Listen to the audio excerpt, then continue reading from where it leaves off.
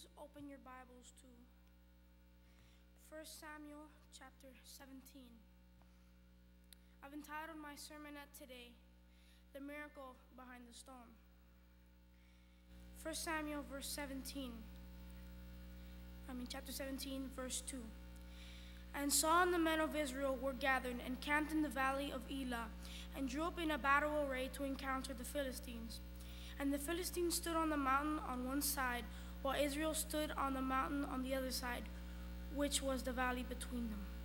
And a champion came up out of the armies, a Philistine named Goliath from Gath, whose height was 6 cubits and a span. He had a bronze helmet on his head, and was clothed with scale armor, which weighed 5,000 shekels of bronze. He also had bronze greaves on his legs, and a bronze javelin strung between his shoulders. And the shaft of the spear was like a weaver's beam, and the head of his spear weighed 600 shekels of iron. And his shield carrier also walked before him. Now if you will please turn with me to verse 13. And the older sons of Jesse had gone after Saul to battle. And the names of the 3 sons who went to battle were Eliab the firstborn, and the second to him was Abinadab, and the third Shammah. And David was the youngest. Now the 3 oldest followed Saul, but David went back and forth from Saul to tend his father's flock at Bethlehem. And the Philistine came forward morning and evening for 40 days, and took his stand. Then Jesse said to David his son, Now take your brothers an ephah of roasted grain, and these 10 loaves, and run to the camp to your brothers. Also bring these 10 cuts of cheese to the commanders of their 1,000, and look into the welfare of your brothers, and bring us back good news. It's obvious here that Jesse was concerned over his sons because it was a very big battle. And if we can please go to verse 31. When the words which David spoke were heard, and they told them to Saul, he sent for him. And David said to Saul, Let no man's heart fail on account of him, your servant. We'll go and fight this Philistine. And Saul said to David, You are not able to go against this Philistine to fight him, for you are but a youth, while he has been a warrior from the time of his youth. And David said to Saul, Your servant has been tending his father's sheep. When a lion or bear came up and took the lamb from the flock, I went after him and attacked him, and rescued it from his mouth. And when he rose up against me, I seized him by his beard, struck him, and killed him. Your servant has killed both the lion and the bear, and this uncircumcised Philistine will be one of them, since he has taunted the armies of the living God. And David said, The Lord who delivered me from the paw of the lion and the paw of the bear will deliver me from the hand of this Philistine. And Saul said to David, Go, and may the Lord be with you. Then Saul clothed David in his garments, and put a bronze shield on his head, a bronze helmet on his head, and clothed him with armor. And David girded his sword over his armor and tried to walk, for he had not tested them. So David said to Saul, I cannot go in these, for I have not tested them. And David took them off. Now can we please go to verse 41. Then the Philistine came on and approached David, with the shield bearer in front of him. And the Philistine looked and saw David.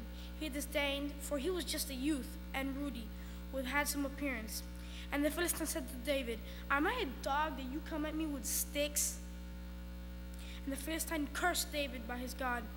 And the Philistine also said to David, Come at me, and I will give you your flesh to the birds of the sky and the beasts of the field.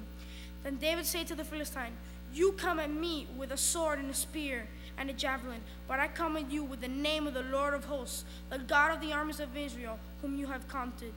This day the Lord will deliver you into my hands, and I will strike you down and remove your head from you. I will give the dead bodies of the army of the Philistines this day to the birds of the sky and the beasts of the earth, that all the Israel will know that there is a God in Israel, and that all this assembly may know that the Lord does not deliver by sword or spear, for the battle is the Lord's, and he will give you into our hands. Then it happened when the Philistine rose up and drew near to meet David. And David ran quickly toward the battle line to meet the Philistine. And David put his hand in his bag and took it from it a stone and a sling. And he put the stone in the sling and struck the Philistine on the forehead. And the stone sank into his forehead so that he fell on his face in the ground. When most kids think of a sling, they think of the slingshot with elastic. But I was doing some research, and the sling that the shepherds used in Bethlehem were made of 2 pieces of string and a leather pouch. Most professional slingers can sling a sling about 500 miles per hour. But in like the first 50 feet. After that, it slows down fast. And now you have to remember that David was in a valley, and there's a lot of wind that goes on when that happens, because you have 2 mountains and the wind is funneled through. And it says here that David ran forward to Goliath and slung him with the sling, and the sling stone sank into his forehead. For that to sink into his forehead, it had to go through his skull. And the human skull is a very strong bone. God created it so that it can withstand a lot of damage. So this stone had to be going very fast. So the only way it could have done this was by the power of the Lord. Because no stone can travel so far and sling into someone's forehead from such a long distance. People just don't understand the power of the Lord. It's like so strong. He will give you the power to conquer whatever you need to do. I pray this day that you will understand this.